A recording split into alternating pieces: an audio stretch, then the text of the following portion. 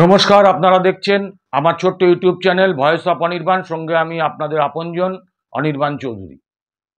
আজকে রাত 8টায় আবার এলাম আপনাদের কাছে নতুন এপিসোড নিয়ে। প্রথমেই একটা কথা খোলসা করে বলে রাখি, যে কথা আমি গত দুদিন আগে আমার ভিডিওতে একটা আশঙ্কা প্রকাশ করেছিলাম যে আসন্ন 4টি বিধানসভার উপনির্বাচনে কংগ্রেস এবং বামেদের জোট সার্বিকভাবে হবে তো। আজকের দিনে এই মুহূর্ত পর্যন্ত আমাদের কাছে যা খবর, তাতে জোট হচ্ছে না। কংগ্রেস 4টি আসনেই প্রার্থী দেবে বলে আমাদের কাছে খবর। সেই হিসাবে প্রদেশ কংগ্রেসের পক্ষ থেকে বামফ্রন্টের চেয়ারম্যান বিমান বসুর কাছে চিঠি দেওয়া হয়েছে এবং সেই ক্ষেত্রে বিমানবাবু আলোচনা বসতে চেয়েছিলেন, কিন্তু প্রদেশ নেতৃত্বের পক্ষ থেকে সেক্ষেত্রে কোনো সদুত্তর আসেনি। তারা ঠিকই করেছেন কোনো রকম আলোচনায় বসবেন না। এখন আজকের আরেকটা বিষয় আলোচনার আছে, সেটা হচ্ছে অধীর চৌধুরী। তাকে নিয়ে কেন্দ্রীয় কংগ্রেস নেতৃত্ব অর্থাৎ এআইসিসি কি ভাবছেন। এটা বলতে গেলে প্রথমেই বলতে হয় যে 5বারের সাংসদ এবং বিরোধী দলনেতা অধীর চৌধুরী এআইসিসিকে উপেক্ষা করে, তাদের নির্দেশকে অমান্য করে এই রাজ্যে মমতা বিরোধী একটা স্ট্যান্ড আগাগোড়াই তার ছিল। নির্বাচনের আগে সেটাকে আরও বেশি করে প্রতিভাত করছিলেন এবং বামেদের সঙ্গে ঐক্যের ব্যাপারে এআইসিসির অমত থাকলেও তিনি অনেকটা গাজুয়ারিভাবেই সেটা করেছিলেন, যেটা এআইসিসি নেতৃত্ব একেবারেই ভালো চোখে দেখেননি। তার কারণ এই নির্বাচনে অন্যান্য প্রার্থীদের কথা ছেড়ে দিন, অধীরবাবুর জন্যও কিন্তু এআইসিসির কোনো উচ্চতর নেতৃত্ব প্রচারে আসেননি। রাহুল গান্ধী, সোনিয়া গান্ধী বা অন্য কোনো নেতৃত্বকেই এই নির্বাচনে তার হয়ে প্রচারে আসতে দেখা যায়নি। সে ব্যাপারে অধীরবাবু অনেকটাই ক্ষুব্ধ। এখন প্রদেশ নেতৃত্ব যে একটা বড় অংশ ইতিমধ্যেই এই ফলাফলের বিপর্যয়ের জন্য অধীরবাবুর দিকে আঙুল তুলতে শুরু করেছেন। এবং একথা আপনাদের জানিয়ে রাখি যে গত 4 তারিখে যখন রেজাল্ট আউট হয়, সেই দিনই সন্ধেবেলায় অধীরবাবু একটি মেল মারফত এআইসিসির কাছে, বিশেষ করে প্রদেশ এই রাজ্য নয়, মানে সর্বভারতীয় কংগ্রেসের সভাপতি খাড়গেজির কাছে পদত্যাগপত্র দাখিল করেছিলেন যে আমি আর প্রদেশ সভাপতি থাকতে চাই না, আমাকে অব্যাহতি দিন। সেই মেলের কোনো রিপ্লাই না আসার পরে অধীরবাবু চুপচাপই ছিলেন। তারপরে খাড়গেজি তাকে এআইসিসির মিটিংয়ে ডাকেন এবং সেখানে তিনি খাড়গেজির সঙ্গে এবং রাহুল গান্ধীর পরিবারের সঙ্গে ঘনিষ্ঠ হিসাবে একান্তে রাহুল গান্ধীর সঙ্গেও অধীর চৌধুরী দেখা করেন। দুজনেই তাকে দুটো উপদেশ দিয়েছেন। প্রথম কথা হচ্ছে যে আপনি আপাতত প্রদেশের সভাপতির কাজ চালিয়ে যান, আপাতত প্রদেশের সভাপতির কাজ চালিয়ে যান। যদিও অধীরবাবুর মেয়াদ নির্বাচনের আগেই শেষ হয়েছে প্রদেশ সভাপতি হিসেবে। দ্বিতীয় উপদেশ যেটা দেন সেটা হচ্ছে যে অধীরবাবুর দিল্লিতে যে বাংলো আছে সাংসদ বা বিরোধী নেতা হিসাবে, সেই বাংলোটা না ছাড়ার জন্য নির্দেশ দেন। কারণ এআইসিসি চাইছে যে অধীরবাবুকে কর্ণাটকের কোনো একটি আসন থেকে রাজ্যসভায় নির্বাচিত করে নিয়ে যেতে। আপনারা জানেন, হয়তো জানেন, যে আগামী কিছু দিনের মধ্যেই, কয়েক মাসের মধ্যেই সারা দেশে 10টা রাজ্যসভার পদ শূন্য হচ্ছে। সেখানে কর্ণাটকের থেকেও কিছু পদ শূন্য হবে। সেই কর্ণাটক থেকে অধীরবাবুকে রাজ্যসভায় জিতিয়ে দিল্লির রাজনীতিতে খাঁচাবন্দি করে রাখার একটা পরিকল্পনা এআইসিসি করেছে। এবং স্বাভাবিকভাবেই এআইসিসির যেটা ইচ্ছা ছিল বা নির্দেশ ছিল যে এই লোকসভা ভোটে তৃণমূল কংগ্রেসের সঙ্গে জোটবদ্ধভাবে লড়াই করার, বামেদের সঙ্গে নয়, সেটা অধীরবাবু শোনেননি। তার জন্য প্রদেশ সভাপতির পদ থেকেও অধীরবাবুকে সরিয়ে দেওয়ার একটা সিদ্ধান্ত ইতিমধ্যেই এআইসিসি নিয়ে ফেলেছে। ইতিমধ্যে সেই জায়গায় দুটো নাম উঠছে। একটা হচ্ছে ঈশা খান, যিনি দক্ষিণ মালদা থেকে জিতেছেন, আরেকটি হচ্ছে শুভঙ্কর রায়, যিনি তৃণমূলের প্রতি একটু নরম মনোভাব দেখিয়েই চলেন।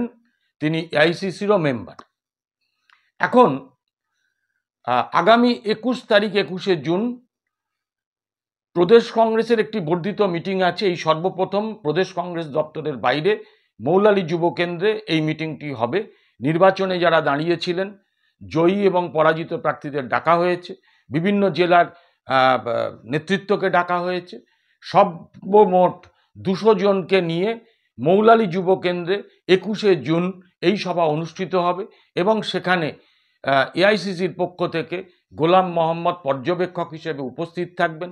সেখানে নির্বাচনের ফল নিয়ে কাটাছেঁড়া হবে এবং স্বাভাবিকভাবেই অধীরবাবু সেখানে কিন্তু আবারও সেই প্রদেশ সভাপতির পদ থেকে পদত্যাগের একটা কথা তুলবেন এবং স্বাভাবিকভাবেই সেই ডালুবাবু সহ যারা অধীর বিরোধী বলে পরিচিত তারা কিন্তু সেই টোপটাকে কাজে লাগিয়ে হয়তো ওই দিনই একটা পর্যবেক্ষকের কাছে এটা প্রমাণ করে দিতে চাইবেন যে অধীরবাবু থাকলে কংগ্রেসের অগ্রগতি সম্ভব না।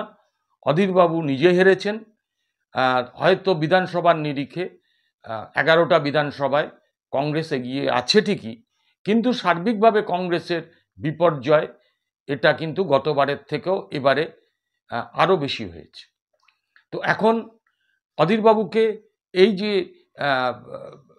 কর্ণাটক থেকে রাজ্যসভার সাংসদ করার একটা পরিকল্পনা এআইসিসি নিয়েছে, সেই ক্ষেত্রে আপনাদের কাছে বলি সেইটা যদি করা হবে বলেই শোনা যাচ্ছে। সেক্ষেত্রে যদিও আর একজন দাবিদার আছেন দীপাদাস মুন্সি, যিনি অন্ধ্রপ্রদেশের নির্বাচনে তেলেঙ্গানার নির্বাচনে কংগ্রেসকে দায়িত্ব নিয়ে সাফল্য এনে দিয়েছেন, তিনিও দাবিদার আছেন। সুতরাং সেটা পরবর্তীকালে দেখা যাবে কি হয়। তবে আপাতত অধীর চৌধুরীকে দিল্লির রাজনীতিতে সীমাবদ্ধ করে রাখা হবে এবং প্রদেশের সভাপতির পদ থেকে সরিয়ে দেওয়া হবে তার পরবর্তীকালে। এবং এইটা 21শে জুন একটা বড় দেখা যাবে যে কি হচ্ছে। ইতিমধ্যেই যে 4টি এই রাজ্যের বিধানসভার উপনির্বাচন, সেখানে অধীরবাবুকে আগ বাড়িয়ে বামফ্রন্টের সঙ্গে কথা বলতে কিন্তু দেখা যাচ্ছে না।